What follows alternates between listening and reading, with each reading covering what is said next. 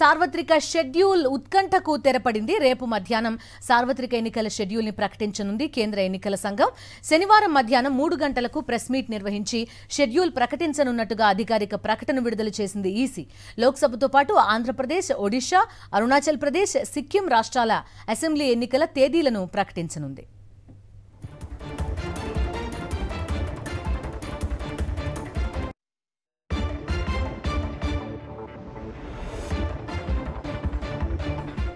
ప్రస్తుత లోక్సభ గడువు జూన్ 16వ తేదీతో ముగుస్తుంది. దీంతో పాటు ఆంధ్రప్రదేశ్, ఒడిషా, అరుణాచల్ ప్రదేశ్, సిక్కిం అసెంబ్లీలకు ఈ ఏడాది మేలోగా ఎన్నికలు జరగాల్సి ఉంది. వీటన్నింటికీ ఒకేసారి షెడ్యూల్ ప్రకటించనుంది ఈసీ.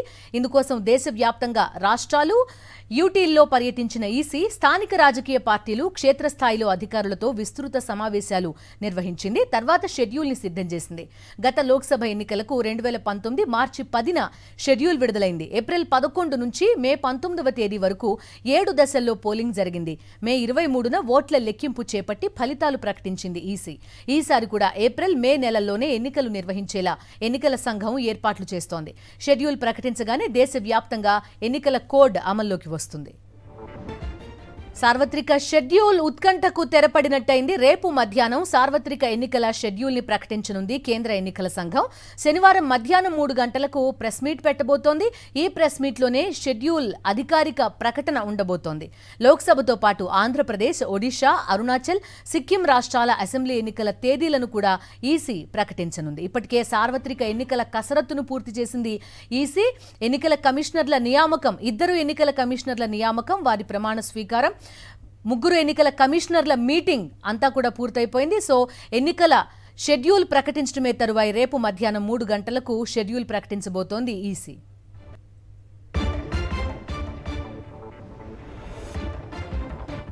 ఈ షెడ్యూల్ ప్రకటనకి ఏర్పాట్లన్నీ కూడా పూర్తవుతున్నట్టుగా తెలుస్తోంది. రేపు మధ్యాహ్నం 3 గంటలకు ప్రెస్ మీట్ ఉండబోతోంది. ఎన్ని దఫాల్లో ఎన్నికలు నిర్వహిస్తారు, తెలుగు రాష్ట్రాల్లో ఒకేసారి ఎన్నికలు జరుగుతాయా, ఇలాంటి సస్పెన్స్ ఇంకా కంటిన్యూ అవుతోంది. అదేవిధంగా కౌంటింగ్ డేట్ గురించి కూడా రాజకీయ పార్టీలన్నీ కూడా చాలా ఉత్కంఠగా ఎదురు చూస్తున్న పరిస్థితి. ఎందుకంటే బ్యాలెట్ బాక్సుల్లో వారి ఓటంతా కూడా నమోదై ఉంటుంది ఓటర్లది. అటువంటిది ఎంతకాలం వెయిట్ చేయాల్సి వస్తుంది కౌంటింగ్ డేట్ కనే ఉత్కంఠ కూడా చాలా మందిలో ఉంటుంది. ఇలాంటి అన్ని అంశాల గురించి మాట్లాడబోతున్నాం. ఢిల్లీ నుంచి మా కరెస్పాండెంట్ వెంకటేష్ మనతో పాటు జాయిన్ అవుతున్నారు. విజయవాడ నుంచి సతీష్ మనతో జాయిన్ అవుతున్నారు. వెంకటేష్ తో మాట్లాడదాం. వెంకటేష్, చెప్పండి, రేపు షెడ్యూల్ ప్రకటన ఉండబోతున్నట్టుగా తెలుస్తోంది. ఎలాంటి అప్డేట్స్ ఉన్నాయి? ఏమన్నా కొత్త అంశాలను ఈసారి ఇంట్రడ్యూస్ చేయబోతున్నారా? అలాంటి అంశాలు ఉత్కంఠగా ఉన్నాయి. ఎన్ని దఫాల్లో ఎలక్షన్లు నిర్వహించబోతున్నారు అనే ఒక క్వశ్చన్ కూడా ఉంది. లోక్సభ ఎన్నికలకు నగార మోగబోతోంది. రేపు మధ్యాహ్నం 3 గంటలకు లోక్సభ ఎన్నికల షెడ్యూల్ విడుదల కాబోతుంది. లోక్సభతో పాటు 4 రాష్ట్రాల అసెంబ్లీలకు, ఆంధ్రప్రదేశ్, ఒడిశా, అరుణాచల్ ప్రదేశ్, సిక్కిం, ఈ 4 అసెంబ్లీలకు కూడా లోక్సభతో పాటే ఎన్నికలు జరగబోతున్నాయి. సో దీనికి సంబంధించినటువంటి డీటెయిల్డ్ షెడ్యూల్ రేపు మధ్యాహ్నం 3 గంటలకు విడుదల చేస్తున్నట్టుగా కేంద్ర ఎన్నికల సంఘం మీడియాకు ఒక ఇన్విటేషన్ పంపింది. సో రేపు మధ్యాహ్నం 3 గంటలకు విజ్ఞాన్ భవన్లోని ప్లీనరీ హాల్లో ఈ సమావేశం జరగబోతుంది. Chief election commissioner Rajiv Kumar, ఎన్నికల కమిషనర్లు జ్ఞానేష్ కుమార్, అలాగే సుఖ్బీర్ సింగ్ సంధు, ఈ 3 కలిసి ఎన్నికల షెడ్యూల్ విడుదల చేయబోతున్నారు. మొత్తం ఈ 3 నెలల పాటు, మార్చి, ఏప్రిల్, మే, ఈ 3 నెలల పాటు ఒక పెద్ద హెవీ టాస్క్ ఎన్నికల సంఘం పైన ఉంది. సో మొత్తానికి ఎన్నికల ప్రక్రియ అంతా కూడా 7 షెడ్యూల్లో పూర్తి చేసే అవకాశం ఉంది. యూపీ, బీహార్, వెస్ట్ బెంగాల్లో హింసాత్మక సంఘటన జరుగుతున్నటువంటి నేపథ్యంలో ఈ 3 రాష్ట్రాల్లో మాత్రం ప్రతి షెడ్యూల్లో 3-4 లేదంటే 10 లోక్సభ సీట్లకు సంబంధించినటువంటి పోలింగ్ జరిగే విధంగా కసరత్తు చేసేటువంటి అవకాశం మనకు కనబడుతుంది. ఇటీవల కాలంలో వెస్ట్ బెంగాల్లో తీవ్రమైనటువంటి హింసాత్మక ఘటనలు నమోదవుతున్నాయి. అలాగే బీహార్, యూపీలో కూడా పెద్ద ఎత్తున హింస జరుగుతున్నటువంటి నేపథ్యంలో ఈ 3 రాష్ట్రాలు మినహాయించి మిగిలినటువంటి రాష్ట్రాల్లో ఒక్కొక్క సింగిల్ ఫేజ్లోనే ఎన్నికలు పూర్తి చేసే విధంగా ఎన్నికల షెడ్యూల్ వెలువడేటువంటి అవకాశం కనబడుతుంది. ఇక మన ఆంధ్రప్రదేశ్కు సంబంధించినంత వరకు తొలి విడతలోనే ఎన్నికలు జరిగేందుకు ఆస్కారం మనకు కనబడుతుంది. గతంలో 2019లో ఎలాగైతే 2019లో ఏప్రిల్ 11న జరిగాయో అసెంబ్లీ ఎన్నికలు, అదే తరహాలో ఈసారి కూడా బహుశా ఏప్రిల్ 15 లేదంటే 16వ తేదీన ఎన్నికలు పోలింగ్ జరిగేటువంటి అవకాశం మనకు కనబడుతుంది. ఆ మేరకు మార్చి చివరి వారంలో అంటే మార్చి 22-23 నుంచి నామినేషన్ల పర్వం కూడా ప్రారంభమయ్యేటువంటి అవకాశం ఉంది. సో మార్చి చివరి వారంలో నామినేషన్ల పర్వం ప్రారంభమైతే ఏప్రిల్ తొలి వారం కల్లా ఈ మొత్తం నామినేషన్ల ప్రక్రియ పూర్తి చేసుకుని ఏప్రిల్ 3వ వారంలో ఈ పోలింగ్ ఉండేటువంటి అవకాశం కనబడుతుంది. నిజానికి తెలంగాణ ఆంధ్రప్రదేశ్లో 2 చోట్ల ఒకేసారి ఎన్నికలు జరపాలని రాజకీయ పార్టీలన్నీ కూడా ఎన్నికల సంఘానికి రిప్రజెంటేషన్ ఇచ్చినటువంటి పరిస్థితి మనం చూసాం. ఎందుకంటే తెలంగాణలో హైదరాబాద్లో ఉన్నటువంటి చాలామంది ఓటర్లు మైగ్రేట్ అయ్యి ఆంధ్రప్రదేశ్లో కూడా డ్యూయల్ ఓటు ఎక్సర్సైజ్ చేసేటువంటి అవకాశం ఉందనేటువంటి వార్తల నేపథ్యంలో రాజకీయ పార్టీలన్నీ కూడా ఇప్పటికే ఆంధ్రప్రదేశ్ తెలంగాణలో 2 చోట్ల ఒకేసారి ఎన్నికలు నిర్వహించడం వల్ల ఈ డూప్లికేట్ ఓటింగు జరిగేటువంటి అవకాశం ఉండదు కాబట్టి ఆ మేరకు చర్యలు తీసుకోవాలని కోరారు. కాబట్టి ఆ దిశగా కేంద్ర ఎన్నికల సంఘం ఏపీ తెలంగాణలో ఒకే విడతలో లోక్సభ ఎన్నికలు జరిపేందుకు చర్యలు తీసుకునేటువంటి అవకాశం ఉందన్నట్టు మనకు సమాచారం ఉంది. సో మొత్తానికి 7 ఫేజుల్లో ఈ ఎన్నికల షెడ్యూల్ విడుదల కాబోతుంది. అలాగే ఈసారి కేంద్ర ఎన్నికల సంఘం ఆర్టిఫిషియల్ ఇంటెలిజెన్స్ అనే ఒక కొత్త ఫీచర్ను ఇంట్రడ్యూస్ చేస్తుంది. ఈ ప్రధానంగా ఈ స్వేచ్ఛగా పారదర్శకంగా ఎన్నికలు జరిగేందుకు అవసరమైనటువంటి నిర్వహణ కోసం ఆర్టిఫిషియల్ ఇంటెలిజెన్స్ ద్వారా టెక్నాలజీ ద్వారా ఈ ఎన్నికల ప్రక్రియ అంతా కూడా వేగంగా ఎవరైనా ఫిర్యాదులు చేస్తే వెంటనే పరిష్కరించే విధంగా చర్యలు తీసుకుంటుంది. వెంకటేష్ 80+ ఉన్న వాళ్ళు ఎవరైతే ఉన్నారో ఏజ్ వాళ్ళు పోస్టల్కి అలా అప్లై చేసుకునే అవకాశం ఇచ్చారు. మన తెలంగాణ ఎన్నికల్లో కూడా దాన్ని ప్రాక్టీస్ చేశారు. ఈసారి అది ఉండే అవకాశం ఉందా? ఎన్నికల సిబ్బంది ఒక్కరికి మాత్రం పోస్టల్ బ్యాలెట్ అనేది చాలా కాలం నుంచి కంటిన్యూ అవుతుంది. చాలా మంది ఏం కోరుతున్నారంటే పర్టికులర్గా ఏపీ లాంటి రాష్ట్రాల్లో ఇక్కడ వర్క్ చేసే ఎవరైతే బెంగళూరు, చెన్నై లేకపోతే హైదరాబాద్ లాంటి ప్లేసెస్లో వర్క్ చేస్తున్నారో అటువంటి వాళ్ళకి ఒక పోస్టల్ బ్యాలెట్ సౌకర్యం కల్పిస్తే కనుక కొంత ఉపయోగంగా ఉంటుంది. ఈ పోల్ పర్సంటేజ్ని కూడా పెంచే ఛాన్స్ ఉందని కూడా చాలా మంది ఈసీకి చెప్పిన పరిస్థితి. కానీ కేంద్ర ఎన్నికల సంఘం ప్రస్తుతానికైతే అటువంటి నిర్ణయం ఏది తీసుకోలేదు. ఎవరైతే మైగ్రెంట్ ఓటర్స్ ఉన్నారో వారు ఖచ్చితంగా తమ ఓటు ఎక్కడుందో అక్కడికి ఆ పోలింగ్ కేంద్రానికి వెళ్ళి తమ ఓటును ఎక్సర్సైజ్ చేసుకోవాలి తప్ప వేరే అవకాశం లేదు. నిజానికి ఈ డిమాండ్ చాలా మందిలో ఉంది. ఎవరైతే మీడియా నుంచి కూడా చాలా మంది అడిగారు. మీడియా ఎన్నికల సమయంలో మీడియా సిబ్బంది అంతా కూడా ఎన్నికల విధుల్లో కవరేజ్ ఉంటారు కాబట్టి. కానీ కేంద్ర ఎన్నికల సంఘం దీన్ని పరిగణలోకి తీసుకోలేదు. కేవలం 85 సంవత్సరాల పైనున్నటువంటి వారికి మాత్రమే పోస్టల్ బ్యాలెట్ సౌకర్యం ఇచ్చింది సాధారణ పౌరులకు సంబంధించి. ఇకపోతే సర్వీస్లో ఉండే వాళ్ళందరికీ కూడా ప్రభుత్వ ఉద్యోగులు కానీ ఆర్మ్డ్ ఫోర్సెస్లో ఉన్న వాళ్ళందరూ కూడా పోస్టల్ బ్యాలెట్ సదుపాయం ఉంది. సో ఆ దిశగా గతంలో ఉన్నటువంటి ప్రాక్టీస్ కంటిన్యూ అవుతుంది. ఈసారి మాత్రం 85 సంవత్సరాల పైన వారందరూ కూడా పోస్టల్ బ్యాలెట్, సో ఇంటి నుంచే వారు తమ పోస్టల్ బ్యాలెట్ పంపేటువంటి అవకాశం ఈసారి కేంద్ర ఎన్నికల సంఘం కల్పించింది. ఓకే వెంకటేష్, మనతో పాటు రవీందర్ కూడా జాయిన్ అవుతున్నారు. ఒకవైపు ఎన్నికల షెడ్యూల్ రిలీజ్ అవుతోంది. అట్ ది సేమ్ టైం రేపే 16వ తేదీ వైఎస్ఆర్ కాంగ్రెస్ పార్టీ 175 మంది అసెంబ్లీ అభ్యర్థులు, అదేవిధంగా 25 మంది లోక్సభ అభ్యర్థుల్ని కూడా ప్రకటించబోతోంది. ఈ అప్డేట్స్ కూడా తెలుసుకునే ప్రయత్నం చేద్దాం రవీందర్ తోటి. అంతకంటే ముందు సతీష్తో ఒకసారి మాట్లాడదాం. సతీష్, చెప్పండి, ఏపీ ఎలక్షన్స్ వైపు అందరి చూపు కూడా ఉంది. ఎందుకంటే కూటమి కట్టి 3 పార్టీలు వస్తున్న పరిస్థితి. ఆ కూటమిలో బీజేపీ కూడా ఉంది. ఈసారి దేశవ్యాప్తంగా ఒకెత్తు, ఆంధ్రప్రదేశ్ అనేది ప్రత్యేకంగా ఒకెత్తు అన్నట్టుగా ఈసారి ఎలక్షన్ కూడా ఉండబోతోంది. ఎలక్షన్ కమిషన్ మీరు చెప్పినట్టుగా గతంలో ఫస్ట్ ఆఫ్ ఆల్ ఆంధ్రప్రదేశ్ నుంచే ఎక్సర్సైజ్ అంతా కూడా మొదలుపెట్టింది. మీ దగ్గర ఎట్లాంటి అప్డేట్స్ ఉన్నాయి?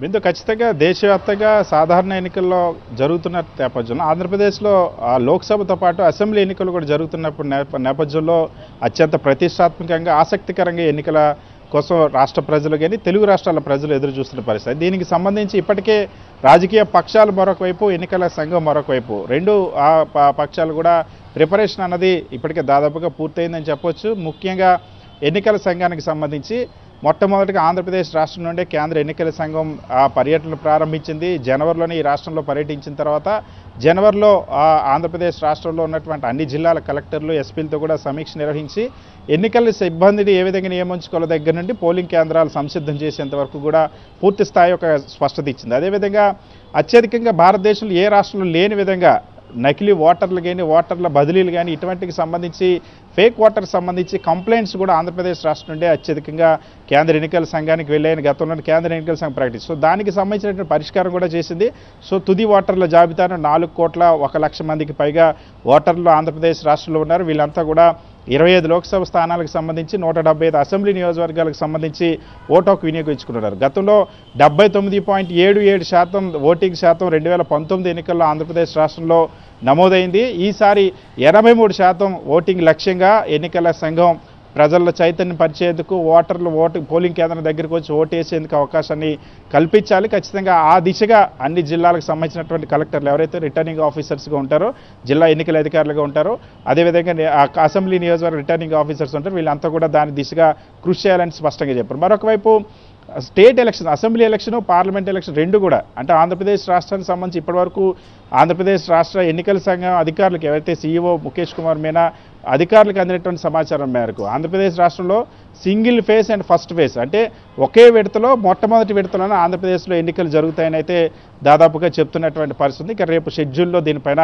స్పష్టత రాబోతుంది. మరొకవైపు ఆర్మడ్ ఫోర్సెస్ సంబంధించి ఆంధ్రప్రదేశ్ రాష్ట్ర పోలీస్తో పాటుగా సమస్యాత్మక ప్రాంతాలు, ముఖ్యంగా ఆంధ్రప్రదేశ్ రాష్ట్రంలో కొన్ని ఏజెన్సీ ఏరియాస్ ఉన్నాయి, ఏజెన్సీ కాన్స్టిట్యున్సీస్ ఉన్నాయి, అదేవిధంగా అటు రాయలసీమలో కానీ ఇటు పల్నాడులో కానీ కొన్ని సమస్యాత్మకమైనటువంటి ప్రాంతాలు ఉన్నాయి.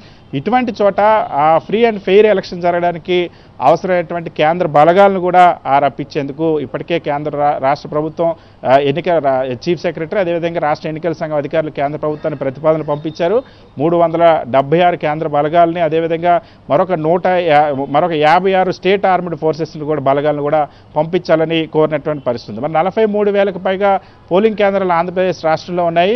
ఆంధ్రప్రదేశ్ రాష్ట్రంలో ఇప్పటికే పోలింగ్ కేంద్రాలు అయితే భారతదేశంలో బహుశా ఏ రాష్ట్రంలో కూడా పోలింగ్ కేంద్రాలు లేనటువంటి సదుపాయాలు ఆంధ్రప్రదేశ్లో ఉండబోతా ఉన్నాయి. ఎందుకంటే ఆంధ్రప్రదేశ్ రాష్ట్ర ప్రభుత్వం ఏపీలో ఉన్నటువంటి నాడు నేడు 11 రాష్ట్రంలో ఉన్న ప్రభుత్వ పాఠశాలన్నింటినీ కూడా మౌలిక వసతులు కల్పించిన నేపథ్యంలో ఇప్పటికే ఎన్నికల సంఘం క్షేత్రస్థాయి పర్యటించినప్పుడు కూడా పూర్తి సంతృప్తి వ్యక్తం చేసింది. సో పోలింగ్ కేంద్రాలను కూడా సిద్ధం చేశారు. అదేవిధంగా పోలింగ్ సిబ్బందికి సంబంధించి ఇప్పటికే రకరకాల ఫిర్యాదులు కూడా వచ్చినటువంటి నేపథ్యంలో ఏ విధంగా గ్రామ వార్డు సచివాలయానికి సంబంధించిన ఉద్యోగులు ఎన్నికల టీంలో బృంద సభ్యులుగా ఉంటారు, అదేవిధంగా ఇతర శాశ్వత ప్రభుత్వ ఉద్యోగులంతా కూడా ఎన్నికల విధుల్లో పాల్గొనేటువంటి పరిస్థితి.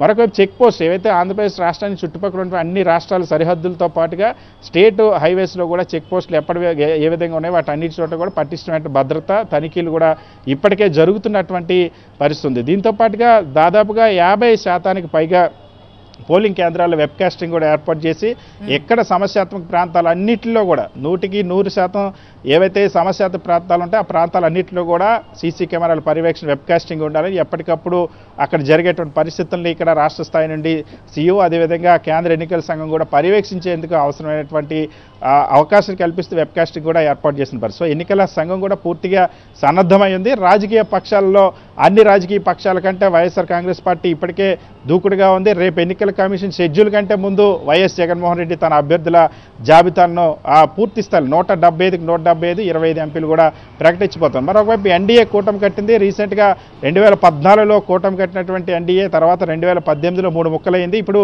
మళ్ళీ ఆంధ్రప్రదేశ్ రాష్ట్రంలో ముఖ్యమంత్రి వైఎస్ జగన్మోహన్ రెడ్డిని ఎదుర్కోవడం కోసం 3 రాజకీయ పక్షాలు కూడా ఇప్పుడు ఏకమైనటువంటి టీడీపీ, జనసేన అదేవిధంగా మరొకవైపు కాంగ్రెస్ పార్టీ, సిపిఐ, సిపిఎం నిన్నటి వరకు తెలుగుదేశం పార్టీతో సిపిఐ, సిపిఎం అనుబంధంగా చట్టపట్టాలు వేసుకుని తిరిగినట్టు సిపిఐ, సిపిఎం ఇప్పుడు ఎప్పుడైతే బీజేపీ, టీడీపీ, జనసేన పొత్తు కలిగిందో ఇప్పుడు కాంగ్రెస్, సిపిఐ, సిపిఎం ఒక కూటమిగా, టీడీపీ, జనసేన, బీజేపీ ఒక కూటమిగా, వైఎస్ఆర్ కాంగ్రెస్ పార్టీ సింగిల్గా వైఎస్ జగన్మోహన్ రెడ్డి ఈ ఎన్నికల క్షేత్రంలో దిగబోతున్నట్టు పరిస్థితి. సో రాజకీయ పక్షాలు కూడా దాదాపుగా ఎన్నికలకు సిద్ధమైనటువంటి పరిస్థితి. సో రేపు తర్వాత ఎన్నికల కోడ్ కూడా రాబోతుంది. ఎన్నికల కోడ్ ఇచ్చిన ఇప్పటికే అధికార యంత్రాంగానికి కూడా దీనికి సంబంధించిన ఒక ఆదేశాలు అటు చీఫ్ సెక్రటరీ ఇటు ఎన్నికల సంఘం కూడా ఇచ్చినటువంటి పరిస్థితి.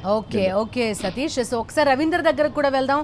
ఇప్పుడు మధ్యాహ్నం 3 గంటలకి ఎన్నికల షెడ్యూల్ ఒకవైపు ఉంటే అంతకంటే ముందే అభ్యర్థుల ప్రకటన వైఎస్ఆర్ కాంగ్రెస్ పార్టీ నుంచి ఉండబోతున్నట్టుగా తెలుస్తోంది.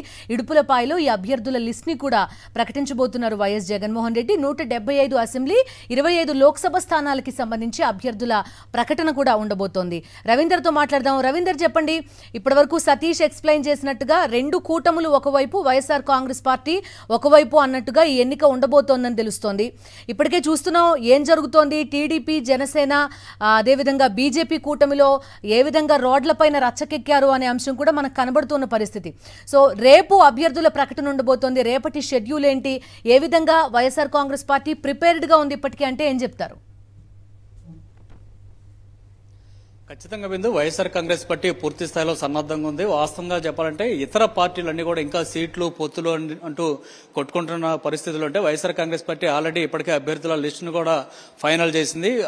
ఆ సందర్భంగా ఎవరెవరు బరిలో ఉండబోతున్నారు అనేది రేపు ఆ పార్టీ అధినేత జగన్మోహన్ రెడ్డి ఇడుపులపాయ కేంద్రంగా ప్రకటించబోతున్నారు. ముందుగా రేపు ఉదయం ఇడుపులపాయ చేరుకున్న తర్వాత తన తండ్రి దివంగత మహానేత రాజశేఖర రెడ్డి ఘాట్ దగ్గర ప్రత్యేక పూజలు చేసి ఆయన ఆశీస్సులు తీసుకున్న తర్వాత అభ్యర్థుల ప్రకటన చేయబోతున్నారు. ఇప్పటివరకు అనేక నియోజకవర్గాలకు సంబంధించి సమన్వయకర్తలను ప్రకటించారు. అంటే పార్టీ పరంగా సమన్వయకర్తలను ప్రకటించారు కానీ ఎన్నికల బరిలో నిలవబోతున్నటువంటి అభ్యర్థుల ప్రకటన రేపు ముఖ్యమంత్రి వైఎస్ జగన్ పార్టీ అధినేత జగన్ చేయబోతున్నారు. మొత్తం ఒకేసారి 175 నియోజకవర్గాలకు సంబంధించినటువంటి ఎమ్మెల్యేలతో పాటు అట్లాగే 25 నియోజకవర్గాలకు సంబంధించినటువంటి ఎంపీ అభ్యర్థులను కూడా రేపు ఆ పార్టీ అధినేత ప్రకటించబోతున్నారు. ఇందుకోసం పూర్తి స్థాయిలో ఏర్పాట్లు చేశారు. రేపు ఉదయం తాడేపల్లిలోని తన నివాసం నుంచి నేరుగా ఇడుపులపై చేరుకోబోతున్నారు పార్టీ అధినేత.